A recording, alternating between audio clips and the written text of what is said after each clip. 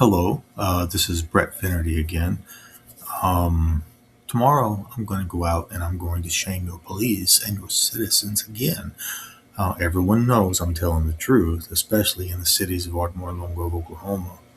And still, all that you will do is conspire to hide the truth so that your police can try to find a reason to arrest me. This is against the law. You're not allowed to oppress a person, conspire against someone's rights, torture anybody. You're not allowed to try to do anything to force any type of confession or any reason the police can try to arrest a person. You are not allowed to do it. It's against the law. In this case, you have faked my daughter's death, and you've hidden the truth since the year 2005. 2005. This is not even her birth date. She was born before that date. That shows how much you guys have plotted, how far and if how far you've been plotting this. I'll show you again, in a few minutes how long you've been plotting against me. Um, you faked Dale Earnhardt's death, my daughter's death, Dimebag Darrell faked his death. Carol Gallo, who's related to a attorney in Baton Rouge, Louisiana. I don't think Stephen Gallo wants to go to jail for this. Baton Rouge is probably pretty mad finding out Stephen Gallo is involved in this. An attorney. Michael Jackson faked his death. Eddie Van Halen. Skip Edmonds faked his death.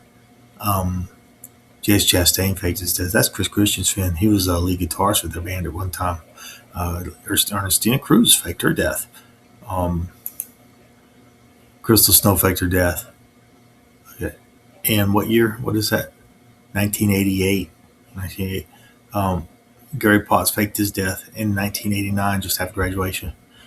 Greg Toller faked his death in 2003. Wes Farrell faked his death in 1991. His dad was a cop. Why isn't someone telling the truth? What you've done is you've let the police deprive me of my entire life. They stalk me. They made it where I can't even work. Everywhere I go, another crooked cop sees me and he gets that nasty smile on his face like, here he comes, it's my turn now. And they will hurt me, and they have. I was injured in Waco, Texas, so bad I couldn't walk for 7 days. 7 days. I was in an intensive care. I was. They tackled me and injected me with medication that I do not need. I do not need mental medication for any reason whatsoever. Your cops did this to me to terrorize me with law enforcement because Harvey Burkhart got caught using infrared devices.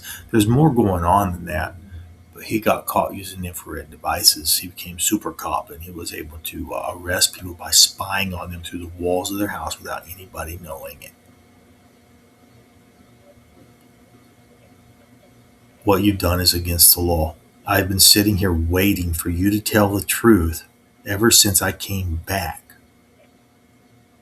in August, end of July of 2023. July of 2023. I've been waiting for you to tell the truth. All that you will do is lie. Today's date is March 30th, 2026. This is why you're going to go to jail. It's against the law. I can look this up for you, and I will do that. Um, let's go here, and I'll just use Microsoft Edge. Let's try that one.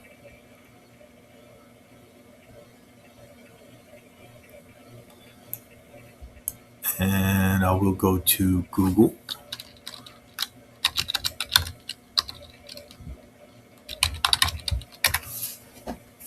And I will type is stupid thing is torture legal in the United States. It says, see, I say, is torture legal? It says, yes, torture is illegal in the United States under both domestic and international law. The Eighth Amendment to the Constitution prohibits cruel and unusual punishments. That's kind of what this is. Which the Supreme Court has long interpreted to forbid torture. Additionally, federal law, this one explicitly criminalized torture committed by or against U.S. nationals, and the U.S. is a party to international treaties prohibiting it. Um,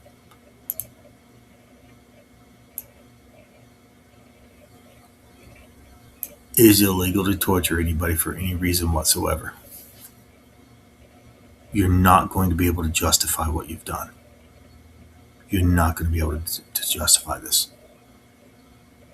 You need to just start fessing up before they place these people in your faces and say,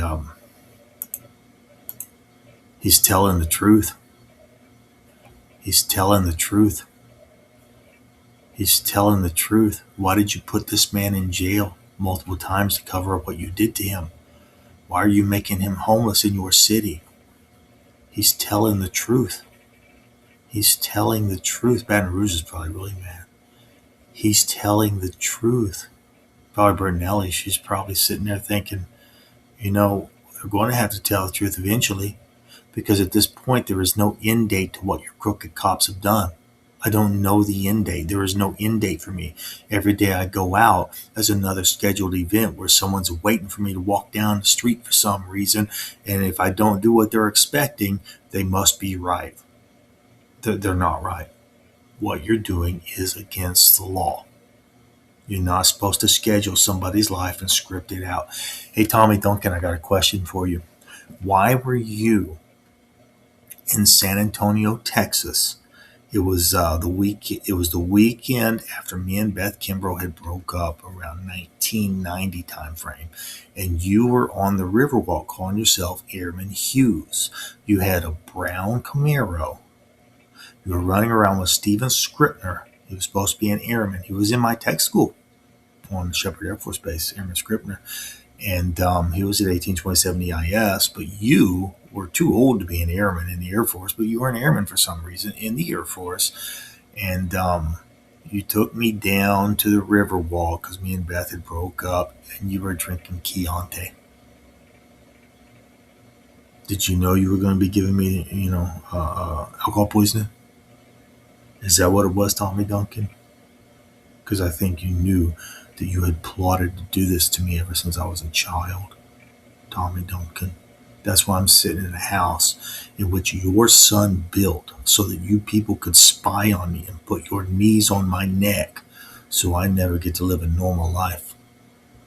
It's not my fault your son was riding around on a red wheeler blowing up mailboxes with James Dorst. Tommy Duncan. Anyway, have a good day. I think Joe Rob Thomas wants to see you in jail, Tommy Duncan, for something you did to his mother when he lived in Kingston, Oklahoma. That's when I lived in Kingston, Oklahoma. And there was a cop guarding the door. Me and Joe Thomas were sitting there. There wasn't nothing we could do. We were little kids. I would have been in the 4th grade at that time. 4th grade.